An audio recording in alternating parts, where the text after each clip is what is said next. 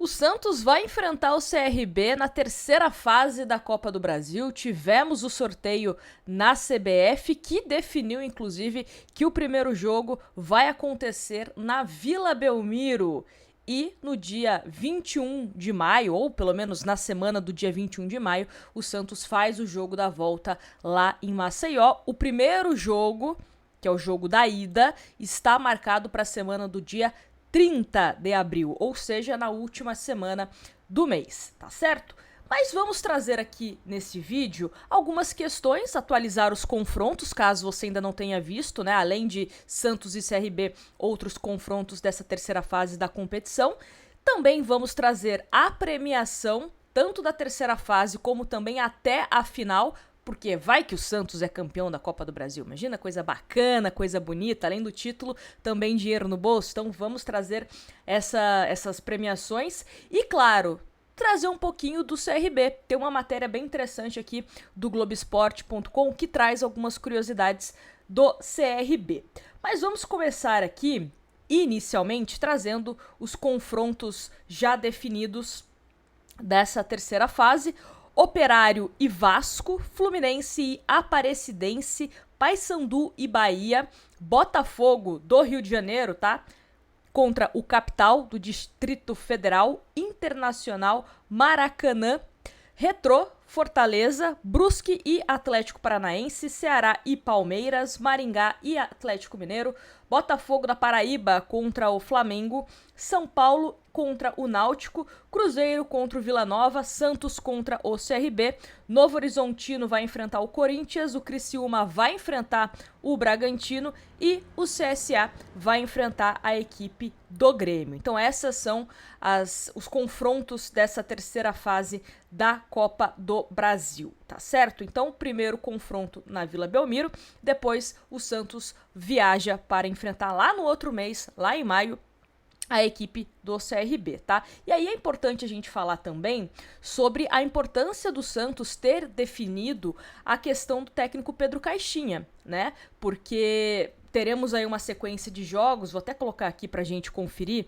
os próximos jogos do Santos, e precisa ter essa definição de treinador já definida, porque começa um jogo atrás do outro, ó. Tem aqui os próximos jogos do Santos, então teremos Santos e Fluminense agora, no domingo, depois Santos e Atlético Mineiro, na outra quarta-feira, dia 16, pega o São Paulo, e aí tá vendo que o período já tá ficando um mais curtinho do outro, sem tanto tempo de treino.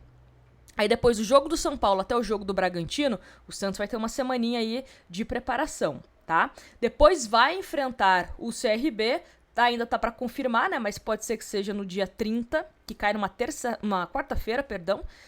E depois tem um jogo contra o Grêmio. Vamos até o jogo da volta, né? Pega o Grêmio, depois pega o Ceará. Esse jogo contra o Ceará é Campeonato Brasileiro, tá? Porque estou explicando, porque o Ceará também está na Copa do Brasil, só para vocês não se confundirem. Aí tem o jogo contra o Corinthians, e aí depois do jogo contra o Corinthians, o Santos viaja para enfrentar a equipe do CRB. Então, é importante, espero que o Santos defina essa questão de treinador o quanto antes. Independente se o Pedro Caixinha vai ficar ou não no Santos, é bom que o torcedor, a diretoria, o próprio técnico, seja o novo técnico, seja o Pedro Caixinha, o elenco, enfim, todo mundo tem essa definição. Então a gente torce para que isso aconteça o quanto antes, tá certo? E agora, vamos aqui para uma questão importante, que é a questão de grana, questão financeira. Vamos aqui a premiação, né, de cada fase da Copa do Brasil, começando pela que nos interessa, que é a terceira fase que o Santos está.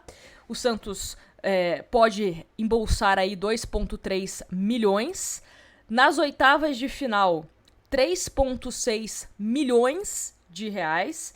Aí as quartas de final, 4,7 milhões de reais. A semifinal, né, o time indo para a semi, 9,9 milhões, quase 10.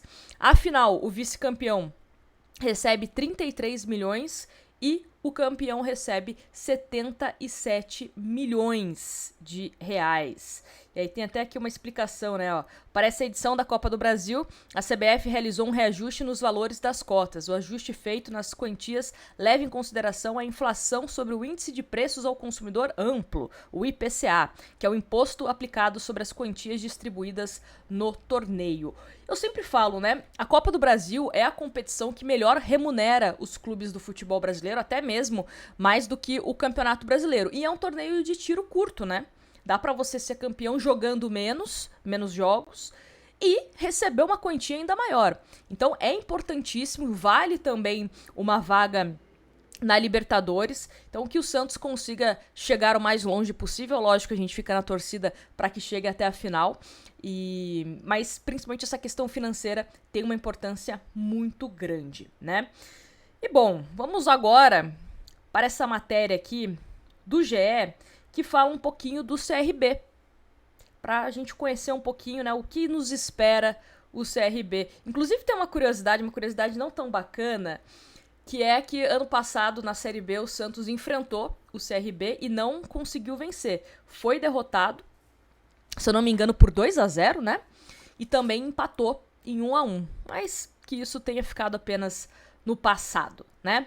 Bora lá para a matéria do GE, que traz o seguinte: CRB desmonta a base vice-campeã da Copa do Nordeste. Confira onde estão os atletas da final. A matéria, inclusive, foi escrita hoje, às 10h15 da manhã. Então vamos lá. O centroavante Anselmo Ramon se despediu do CRB nesta terça-feira e vai defender o Goiás na sequência da temporada. Com isso, o elenco regatiano perde mais um jogador que esteve na final da Copa do Nordeste de 2024. Inclusive, o Anselmo Ramon era considerado o principal jogador, né? Então, pode ser que enfrente o Santos sem essa referência. Lembrando que a janela de exceção da CBF, que os clubes podem contratar jogadores aqui, né, do futebol brasileiro, se encerra no dia 11, ou seja, que 2 dias. Então, pode ser que o CRB enfrente o Santos sem esse homem-gol, esse jogador de referência, tá? Mas, continuando aqui. No dia 9 de junho, sob o comando do técnico Daniel Paulista, o CRB enfrentou o Fortaleza com Matheus Albino, Hereda, Simon, Fábio Alemão e Matheus Ribeiro. Matheus Ribeiro, aquele Matheus Ribeiro, tá? Ex-lateral do Santos.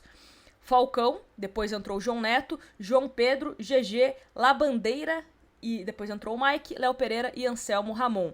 Da equipe que iniciou a partida, apenas 4 jogadores continuam no Galo. Matheus Albino, Fábio Alemão, que se recupera de cirurgia no joelho, Matheus Ribeiro e GG. Deixaram o clube Hereda, Simon, Falcão, João Pedro, Labandeira, Léo Pereira e Anselmo Ramon.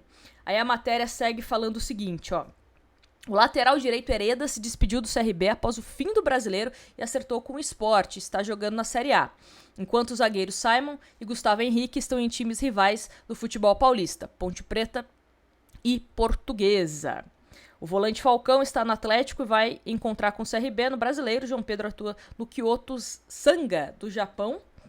E outro que viajou para fora do país, o autor dos 2 gols na final, João Neto, atualmente veste a camisa do Portimonense.